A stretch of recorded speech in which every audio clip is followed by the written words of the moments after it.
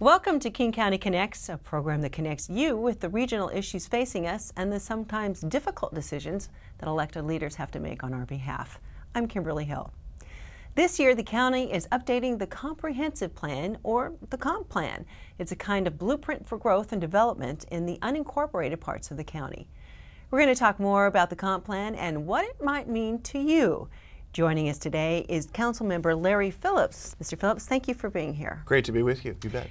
Well, I guess the Comp Plan sounds a little bit confusing. What is the Comp Plan and why should people care about it? It's essentially our blueprint for development and growth throughout the unincorporated areas of King County.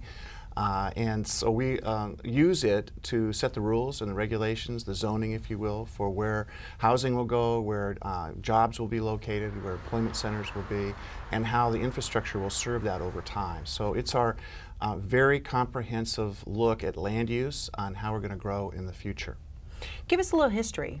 When was the first Comp Plan and how has it guided growth?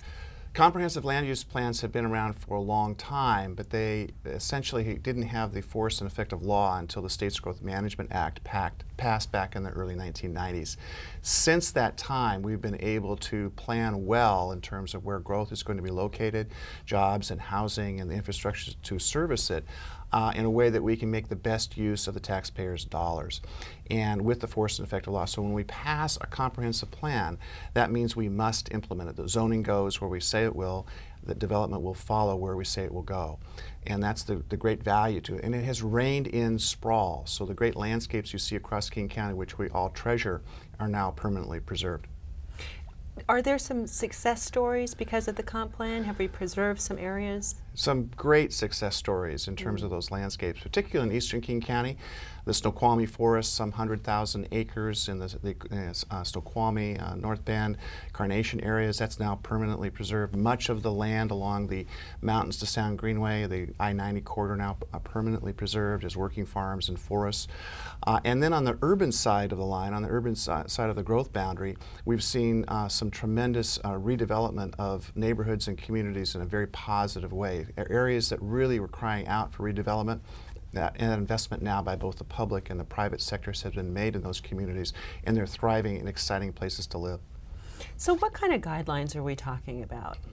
Typically what we're doing is setting the policies for where growth should occur and how we would serve that with infrastructure, but we're also setting the zoning relative to what kind of densities will go in which parts of the unincorporated areas of King County. And it's still serving a tremendous number of people. Something like 325,000 people still live in unincorporated King County, which taken by itself would be the second largest city in the state of Washington. So we're still serving a lot of people through this Comp Plan and in terms of the land use policies that go with it. Tell us a little bit more about the unincorporated areas. What kind of areas are we talking about? Well, there are pockets of unincorporated areas still left inside the urban growth boundary. Not many. Most of those areas now have gone to cities or been annexed to cities over the last 20 to 25 years.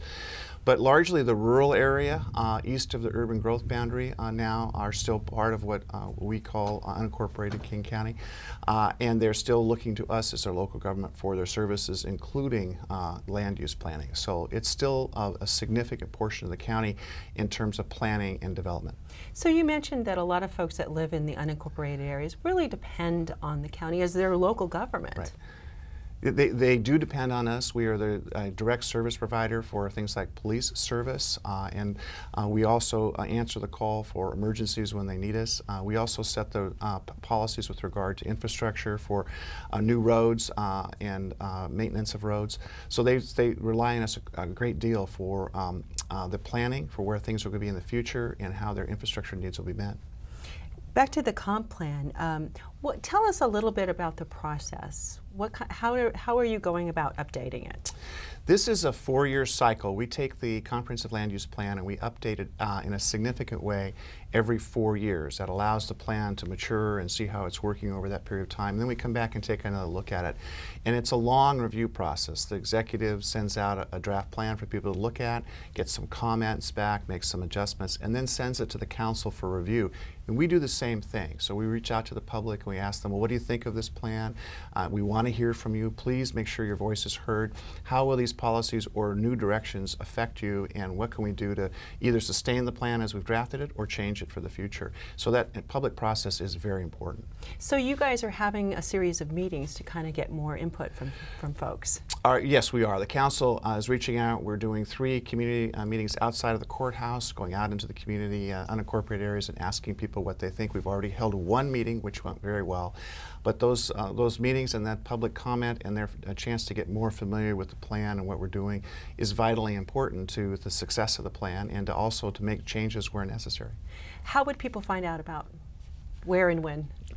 Well, the easiest thing to do is to contact the council at 206-296-1000, or to reach us by the internet, and those are all posted online in terms of the locations and times and places. In your experience, how important is managing growth and being good stewards of the land? Well, I always counted myself lucky for having grown up here, and I've seen tremendous changes in this community over time.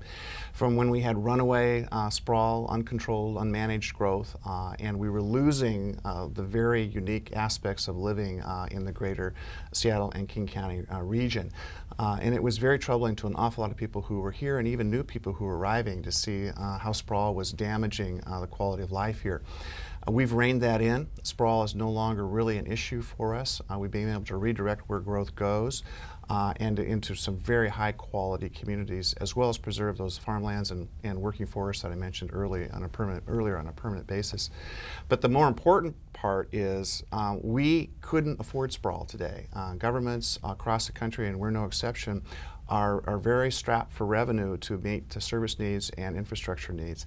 So the Growth Management Plan really now protects the taxpayers as much as anything in terms of the dollars that we do have. We need to make them go as far as we possibly can. And so the Growth Management Act, the land use plans we have, the protections in place really protect those tax dollars as well. When will we see the final updates for the comp plan for this year? Any ideas that come later in the summer? What will happen is we'll go through our committee review process. We're likely to make some changes to the executive plan. That's always the case. And send it on to the full council later this year in the summer, where the council will deliberate, also hold public hearings to hear what people have to say. I anticipate that in July, August, we'll make a final action, take a vote, and send it on to the executive for signature. Great. Well, thank you for being here today, and thank you for your leadership. Great to be here today and always talk about this topic. And thank you for joining us for King County Connects. If you'd like to contact us or check out our programming schedule here at KCTV, well, visit us online at kingcounty.gov/KCTV.